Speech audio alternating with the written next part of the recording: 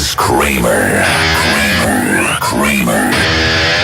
Ladies and gentlemen, good morning to you. It's just after 7 o'clock. We have Scott Major on the telephone line this morning. Scott Major of Major Parúas and the Storm Help Team. Scott's been handling insurance claims in cases for over 30 years. Stormhelpteam.org, their website. Free consultations, by the way. And they have you ever gone to Major's Donuts? Holy crap, the sprinkles that they use are imported from Tijuana. A lot of people don't know this, but sprinkled, like donut sprinkles is, you have your basic quality, your intermediate quality, and then you have the Major sprinkles quality. And they are the best sprinkles in the world on the best donuts in the world. You combine those two things and you have something that will satisfy your palate beyond your imagination. Beyond your imagination. Imagination. Let's get him, the one and the only. Ladies and gentlemen, Scott Major's with us. Hello, Scott. Hey, pal. How you doing? I'm okay. See, he's eating one of those sprinkled donuts right now, I can tell. Yeah, absolutely. Sprinkles are my life. Sprinkles are fantastic. What's going on? Not much, pal. Just helping the hopeless and conquering the world. One donut at a time.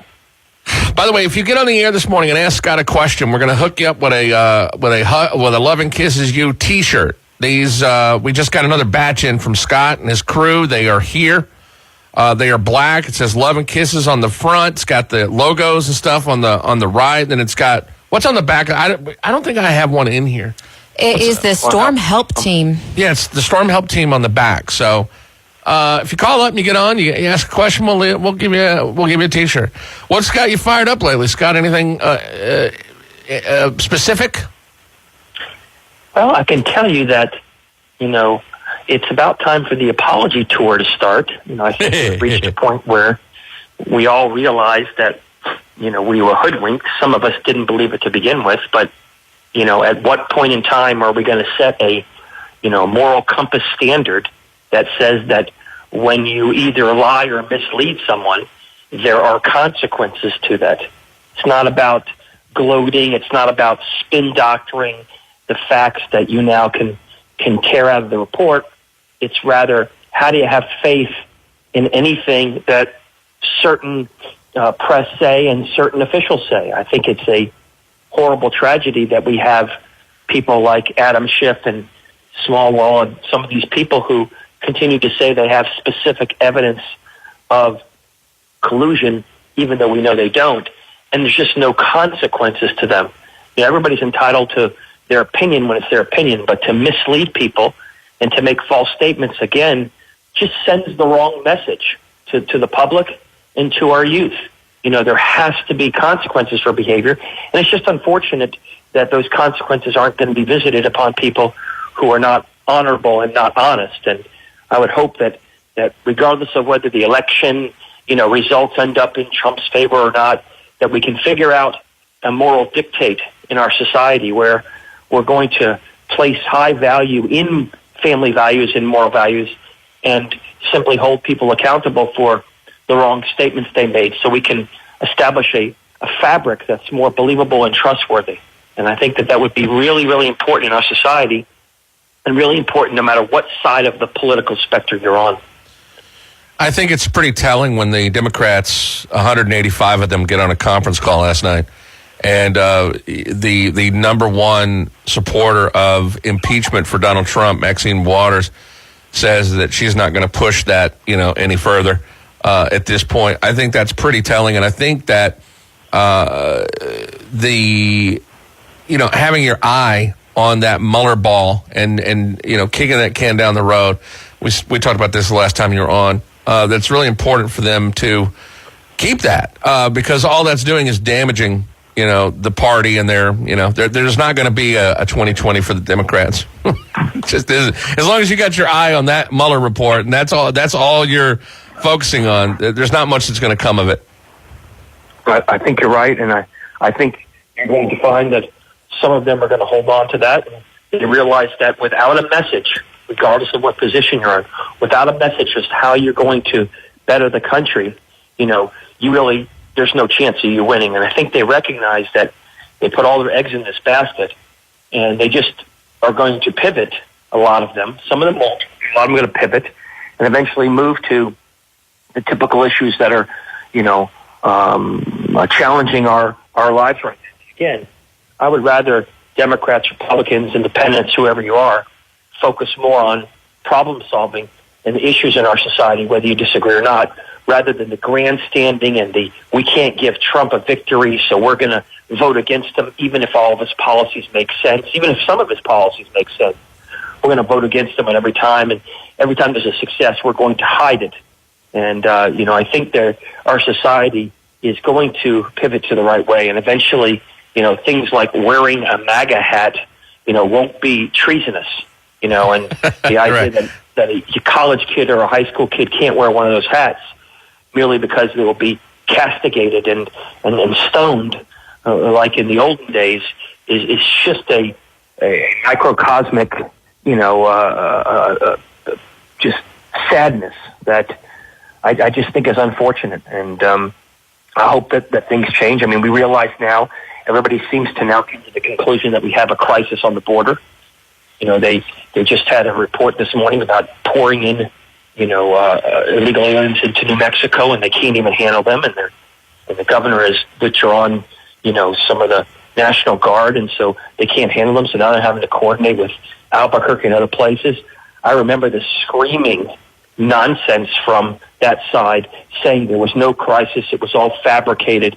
It's all made up. And the whole thing's all about separating children. And I just think that you're going to find that, as crimes occur, as horrible things happen, and as our infrastructure corrodes as a result of that, sensible people, whether they want to admit it or not, are going to start saying, this is wrong, and we have to stop this. And I'm just curious to see over the coming weeks and months how this complete, suicide pact continues, and how they figure out a way how to pivot away from this, and how the CNNs and MSNBCs of the world start to get away from that. It's ironic that now many Democrats are calling their hero Mueller, a horrible human being and a conspirator covering up for Trump, when they were advocating how great he was. And we'll just see how Clapper and Brennan and Comey are held to account for their lies and their manipulation. And the irony of everything is that the only collusion that we are absolutely sure of is the collusion between the Democratic Party and Russian operatives to create a fake dossier and then disseminate that and to manipulate the FBI is a weapon, of destruction against a American citizen. Back to illegal immigration, in New Mexico, Michelle Grisham, the governor there, I remember months and months ago. It's been a while, and it was before the hurricane, so my remembrance of this is fairly sketchy. But I remember that Michelle Grisham, governor of New Mexico, big Democrat, gets in a fight and a quibble with Donald Trump, and saying that, hey, you know what, the illegal immigrants are welcome here, yada yada yada, and going to sanctuary cities, and hey, we'll take them, we love them, we need them. Well, now that has not turned out to be a very smart move. But on that front, recently there was a guy and a group of people that were armed, that were a militia, and they were on the border. And I forget the guy's name, but he got arrested recently. And I wanted to get your thought on that. Do you support armed militias being on the border? That's going to be a question. I call it a mandatory phone topic at 8 o'clock this morning. That's going to be my question. Sure. I think we have to start with the proposition that, do you want our laws continually broken? And do you want, crime and serious threats, perhaps terrorist threats, to be leaking in through our border? What is the price of that? Is the price of that, well, let's just not have enough border agents and let's allow these people to kill and harm and ruin other people's lives? Or at what point do we take the law into our own hands? My theory is I don't believe that we should have people who aren't in law enforcement acting and impersonating law enforcement. On the other hand, if I were in that city, if I had a family in that city, I think it'd be hard for me to sit in judgment of others who want to protect my family and protect those families around. I think if people took a hard and honest look at the dangers that are happening, I think that they would have a completely different view about law enforcement and about the need for, neighborhood watches, if you will, for people to help with this problem. But fundamentally, the solution should not be harming local citizens. The solution should be figuring out ways to fund the appropriate number of agents, border officials, and other people, and whether you do it by executive order or otherwise, because ultimately it's the protection of our citizenry. And I can't tell you how many crimes aren't being reported that are committed by illegal aliens, and how every single reasonable Democrat many years ago was screaming at the top of their lungs how illegal immigration was wrong, including Chuck Schumer and Nancy Pelosi. So it's just whether you're for a Democrat or not, everybody's for safety, everybody's for freedom, whether they want to admit it or not, whether it suits their political agenda. And it sure would be nice if we could figure out ways to protect our citizenry rather than just criticize individuals because of some personal crusade to get a few extra dollars on your, GoFundMe account or your political account because, a bunch of people are riled up by false and stupid rhetoric. Let's go to Ken. Ken, you're up with Scott Major. It's the Kramer Show. Good morning. Hello. Yes, I was just calling comment on the political situation. I think we're in store for another revelation by the Democrats. Everybody's recognized that old Slick Willie and horrible Hillary weren't able to form a dynasty in the presidency by husband and wife. But I think the next step is going to be Barack Obama and Michelle Obama. So that's going to be the next surprise to the United States, that they're going to pop her out as our future person to step us into communism for the world rule. So watch out, people. I can tell you that it would be delusional. Let me repeat, it would be delusional for people to think that President Obama did not know what was going on in this Trump Spygate mentality. Whether or not you can prove it or not is another issue, but leaders like Obama and Trump are very hands-on people who know these things are going on. And it's interesting how Obama is not coming out and saying, that is horrific stuff. I wouldn't support that against any president. If it happened to me, I would be disgusted and angry. And while I may not agree with any of Trump's politics, I completely share in his frustration and anger and desire to prevent any future conduct from occurring against any president. What would be wrong with just sensibly saying what's true and what 90% of the American public actually feel, instead of constantly being drowned by the political morality that says you must say stuff which is harmful to Trump under all circumstances? We have the lowest unemployment in the African American marketplace in history. We have the lowest Hispanic unemployment. We have more Hispanics and African Americans out of poverty. So why aren't they cheering that? Whether you agree or disagree with Trump's personally or whatever, whether you like his tweets or not, why aren't you agreeing to that? And the reason is because it's a manipulation. These people can't even come out and say that because they're afraid they're going to be castigated and attacked in a way that makes them remain silent. I just think that's unfortunate. And it's not about whether or not you like Trump or not. So we have the strongest economy in our history. Why are people not cheering it? We just had a report come out that say the President of the United States was not, underline, was not guilty of collusion. Why aren't there like parades in the streets? Isn't that a wonderful thing? Isn't it great We found out that our president really didn't collude with the Russians.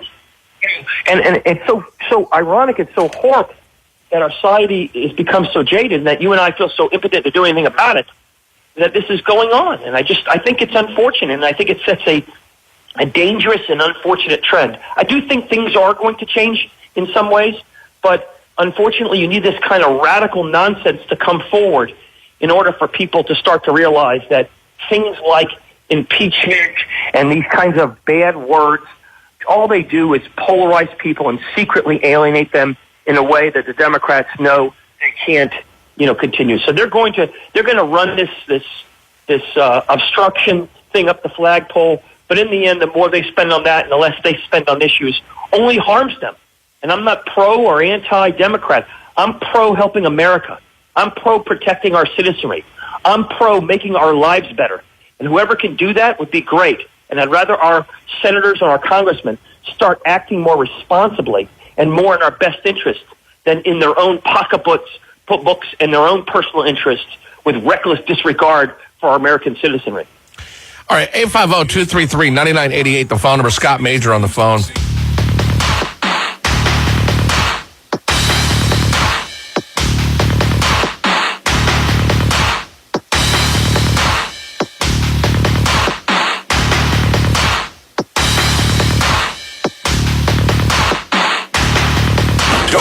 The news tomorrow or watch it tonight. I couldn't really understand the magnitude of what was going on. Hear the news as it happens and find out how it's going to affect you. We have to show the world that we're the best out there. Panama City's information station. At the end of the day, we are one country, and we have to stand united. NewsTalk at 101. If you're armed with information, you will not play into their hands. When news breaks out, we break in. You're going to speak the truth. You can't depend on it. You're not dreaming. He's really back. He's really back. Back to Kramer in the morning on NewsTalk at 101.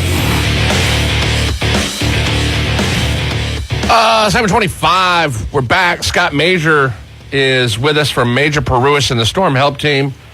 Joining in, Jimmy. Jimmy, you're up. Hello. Good morning. Good morning, guys. How are y'all? Good. Great.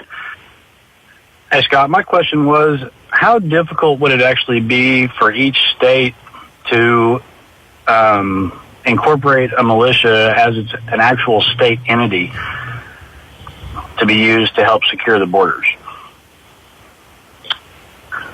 States have rights under the 11th Amendment to not be interfered with in the ways in which they do their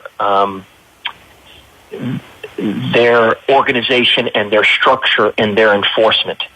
And in reality, there are private citizen groups that can be trained for military duty, in a particular area, and there are ways to do that. It's difficult from the standpoint of it's more of a political difficulty than it is an actual legal difficulty, because there is no illegality to deputizing people or organize them in a way that they can assist local police and federal enforcement under those guidelines. It's just that there's a difference between, a state defense force or National Guard and a local state militia.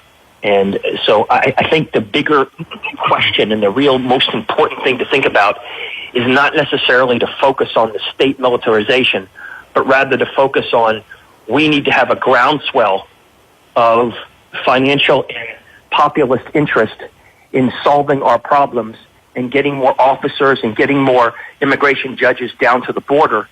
And this problem will go away faster than you and I can describe how we should arm our public or private militia.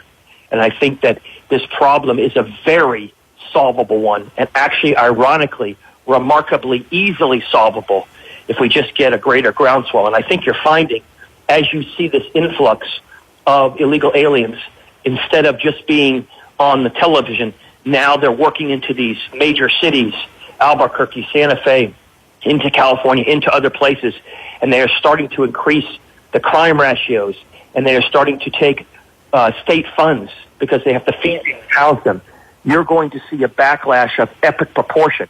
It's just that right now, the media is able to suppress and restrict your ability to see what you and I know to be true in terms of the overwhelming amount of resources. We have spent this year alone $82 billion. Let me underline that. $82 billion. By the way, this has been documented by liberal institutions like Yale.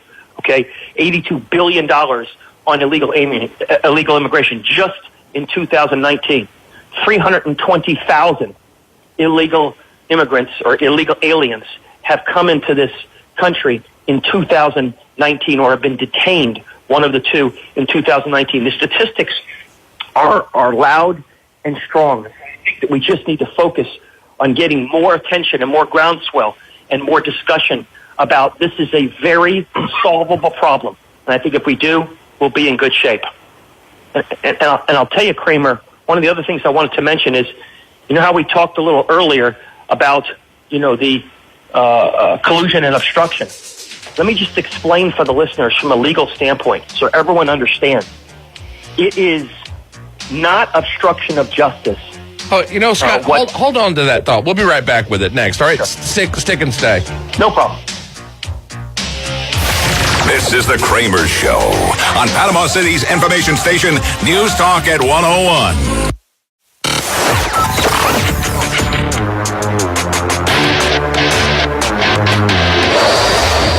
Back to the most listened to morning show in the Panhandle.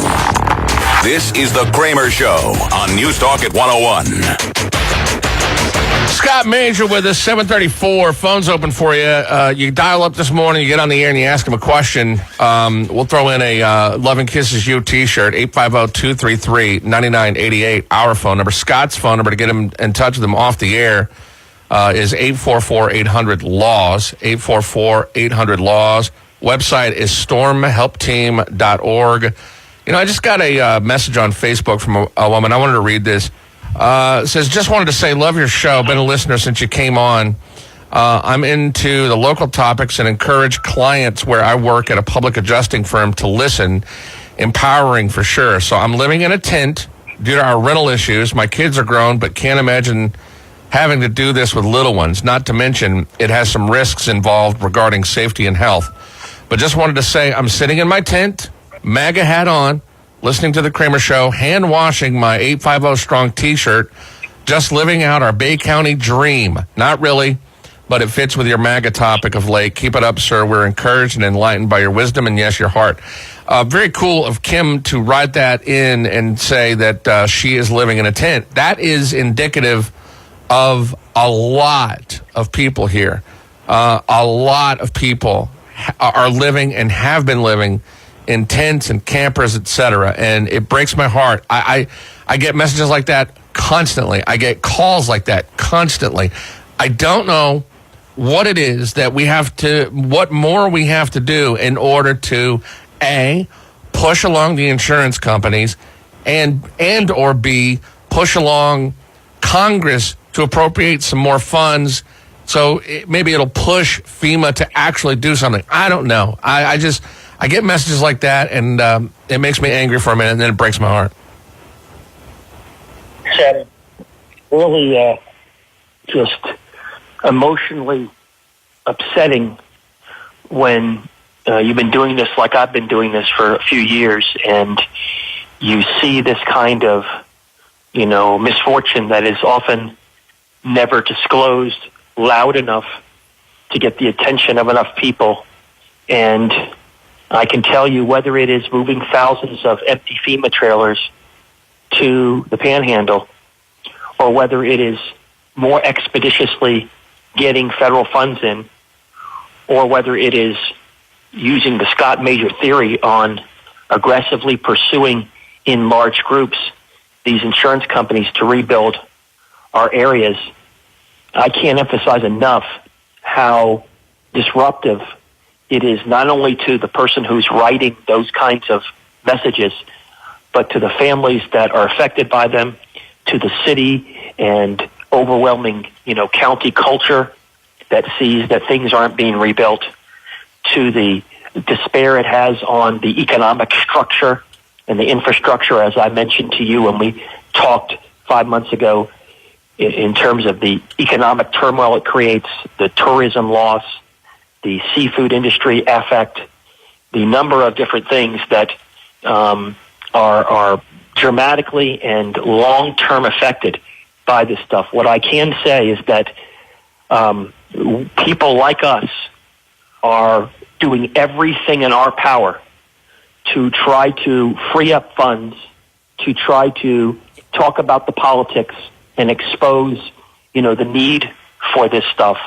And, we're actually paying to do it and to try to help our citizenry in the 850 strong area. And I can only emphasize to everyone, if you're a listener and you have not been fully paid on your claim and you don't have a lawyer, you need to get one, period. Maybe a lawyer can solve your problems without a lot of litigation. Maybe it's a phone call. We just had a roofer contact us. He sent us a bunch of claims in groups, and literally when we sent our notice of representation, even though they haven't been paid for 4 months, they wrote a check that week. So I didn't have to jump up and down and run to court and waste lots of time. I was able to leverage my name or the fear of litigation or whatever you want to label that just to get the insurance company to do what was right. And I really don't care about casting aspersions on insurance companies, whether you like them or not. Maybe they're wonderful people. What I care about is getting people compensated under the contract of insurance, their insurance proceeds that they're entitled to have as quickly as possible. And I think you and I, hearing so many war stories, and me hearing them even from other areas, post-Hurricane Irma, post-Wilma, post-Katrina, that it is so important that all of us try to band together. Get your neighbors to call me, if not me, some other lawyer. Get everybody in a group. Have me come to your church. Have me come to your business. Have me come to the Chamber of Commerce. Have me educate people, no matter who you hire, on all of the techniques to expedite payment of your claim, even if you want to do it all by yourself. Get armed, get empowered, and I think you'll find that the payment will come much sooner, and we will be able to rebuild our city. Because when you rebuild your home or your business, you're helping all of us.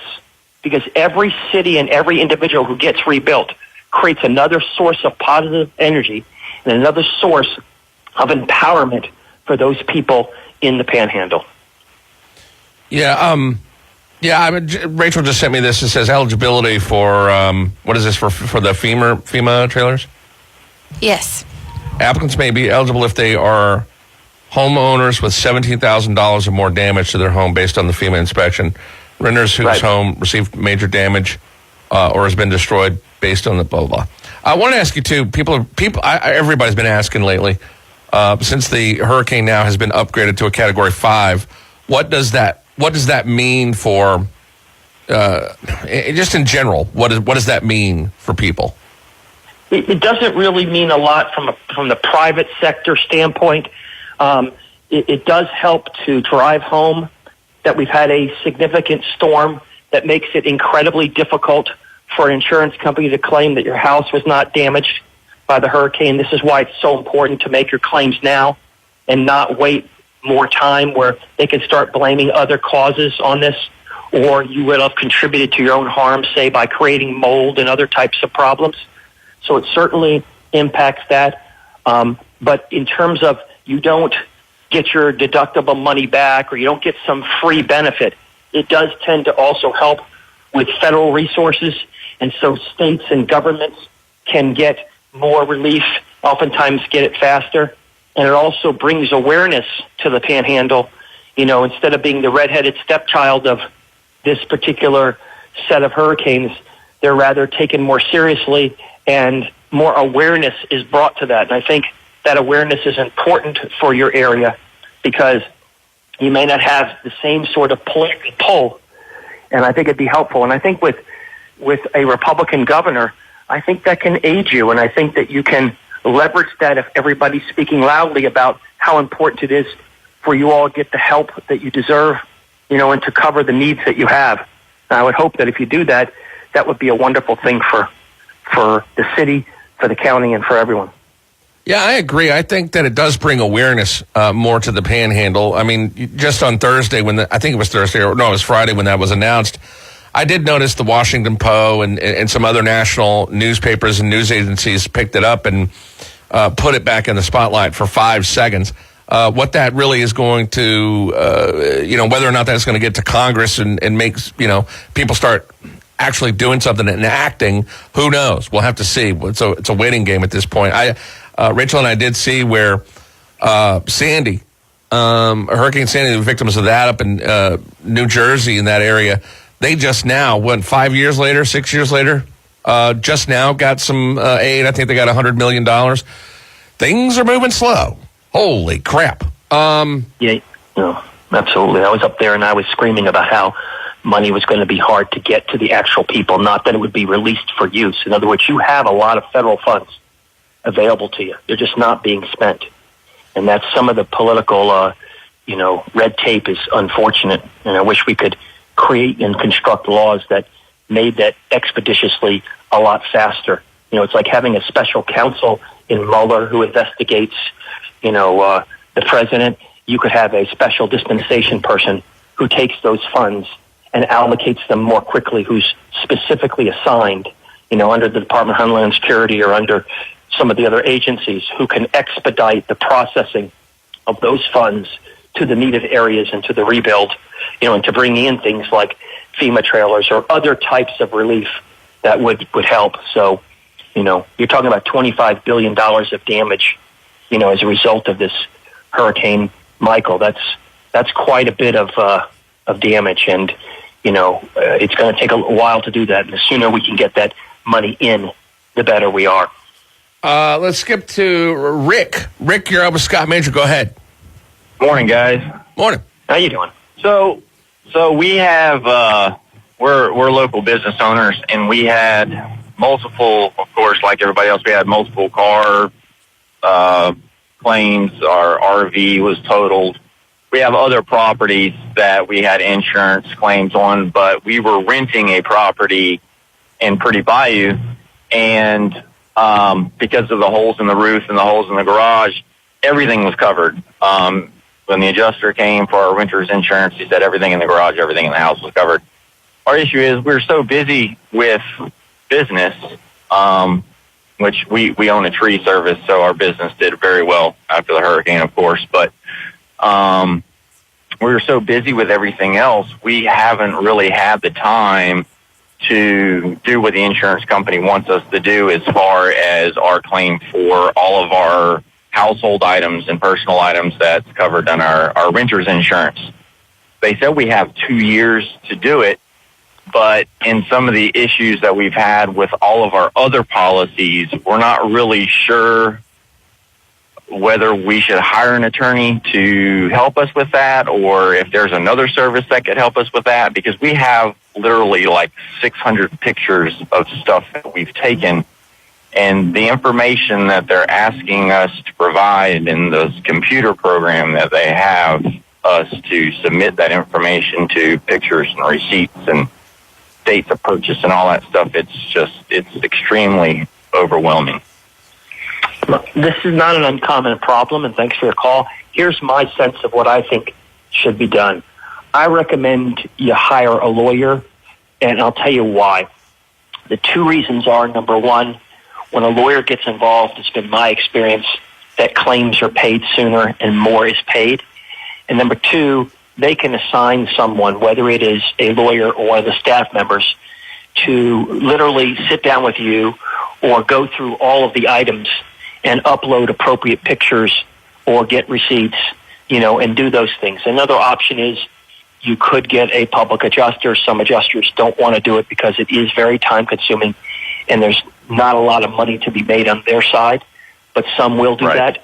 But a professional who knows what they're doing, I think, is helpful for you, because you're just not going to do it because you got so much busyness to go, and it's worth it to pay a percentage of what you recover by going ahead and do that. And then if the insurance company doesn't pay, let's say you got $5,000 worth of contents or $25,000, whatever the number is, and they only pay half of it, well, then the lawyers can file a lawsuit and then they can go seek fees from the other side. So there's not a lot of outlay in my mind in getting a lawyer involved, at least to look at your aspects of it and to check and see what options you want. And if you want, you can call the 844-800-LAWS number, the 844-800-LAWS number, and you could talk to one of our team members and give them a sense of where you're at and what you need. And then they can say, hey, listen, we think this is a great idea, or we think you should hire, Joe Smith down the street, to do that. What we want you to do is get empowered and get your options, and then you can decide what you think is best for you. But I think waiting, Yeah, my next question is, we don't even live at that property anymore. All we've done is we have the pictures of everything. Me and my wife and my kids spent a few days getting everything out of the house. It was actually cheaper for us just to go buy a house somewhere else. Right. We live in Chipley now, so we don't even live in town anymore. We still have our business there, but there's nowhere to rent. Properties are going up left and right. So we've moved out of that house. Does that make a difference as far as our insurance company goes? It does not. I don't want you to wait.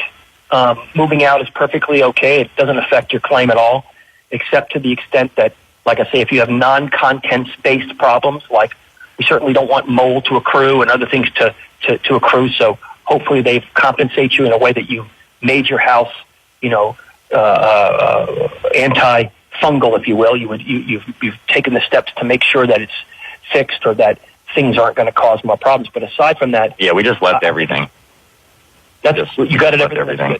So my recommendation would be highly likely and highly helpful for you to get a lawyer involved. Okay. All right. Thank you so much. I appreciate it. Have a great day and be well, and wish you best of luck. And tell the people in Chipley we'll help them. If you call me, and I'll come speak to all those people too. All right. Cool. Okay. The number is 844 to get in touch with Scott and his team off the air. 844-800-LAWS. 844-800-LAWS. And you can go to stormhelpteam.org for more as well.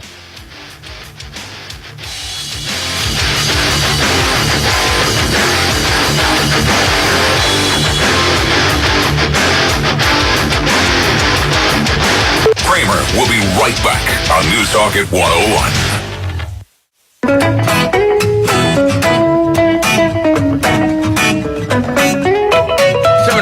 It's the Kramer Show. It's NewsTalk at 101. Scott Major joining us today. You got questions about legal stuff, handling legal stuff after the hurricane. He is definitely the guy. 844-800-LAWS to get in touch with him off the air, to hop on the air and ask him a question. 850-233-9988. Let's go to Terry. Terry, you're up with Scott Major. Go ahead. Hey, good morning, Kramer. Good morning, Miss Majors. How you doing, pal? Scott. I'm doing good. Listen, I just want to say I've been listening to the Rachel Show whenever you're on there, I get more and more impressed every time you're on the show. I just wanted to ask you, have you ever had any political aspirations, thought about politics in any manner? It's interesting you say that, and Kramer said that too. A lot of people want me to go into politics and run for office because of the way in which I deliver information in the balanced way and intelligent way that I sort of decrypt some of those things. And, it's always something that I've thought about. I just have hesitated only because the opening of your personal life and just the attacks and the negativity is just so unfortunate that I think if there was a way to go and serve our country in that way without having the constant negativity, I think I would love to do it, because I think I could really help a lot of people, and I could help change the law a lot and explain to people in a way that would be helpful. But it's like a really, really nice compliment to pay to think that I have, educated you all in a manner that would make you feel confident about me, serving in a higher place. And so I really appreciate that.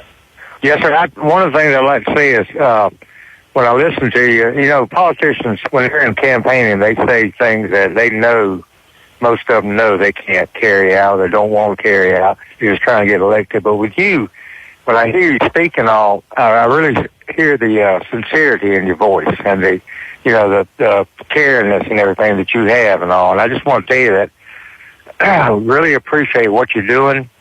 And I hope someday you will think about politically and everything. And I just want to say thank you, Mr. Majors, for what you're doing. Thanks so much, and I appreciate that very much. And maybe I need to set up a GoFundMe page and think about that. And well, Terry, that'd be great. Terry, thanks for calling the Rachel Show. Appreciate it. All right, Mr. Kramer, thank you. Yep. Well, you call the Rachel Show. Rachel? now I got to get the voice guy to say Rachel Show stuff. That's right. Hey, Kramer, could I just tell you that just before I leave that it's so important that people understand that this obstruction stuff, I just want to leave you with this. I know it's a change of subject, but the president, as a matter of federal law, cannot be guilty of obstruction of justice. This whole obstruction stuff is ridiculous. There's a code. It's called 18 U.S.C., which is the United States Code in Chapter 18. It has like a bunch of things, 1510, 1512, a whole bunch of subsections that deal with how you interpret when there is obstruction of justice. The president could have fired Mueller maliciously and with hate. It wouldn't be obstruction of justice. He has the legal right to do that. You have to fit within those general obstruction of justice provisions, like you have to tamper with federal witnesses, which is 1512, or you got to retaliate against a federal witness, or you have to obstruct a federal court proceeding. You have to engage in conspiracy. None of those things are proven, and so all of this manipulation of factual basis in order to make it sound like, well, it's horrible, is crazy. And Mueller knows this, and so do his people who are writing those reports. They know that you can't be guilty of obstruction, but they decided, instead of just coming out with a typical report, they decided to throw a lot of facts in that would make people not like Trump or would give ammunition that have nothing to do with the legal standard. Whether you like Trump or not, whether you're for this president or not, you cannot, as a matter of law, as a president, be held guilty of obstruction of justice, and particularly not for this. There he is, Scott Major from Major Parúas. His phone number, 844-800-LAWS. Thank you, my friend. An awesome hour in the books. Thanks again. Hey, thanks so much. Have a wonderful day, and thanks for all you're doing for the community. Really appreciate it. ScottForPresident.com. Thanks, man.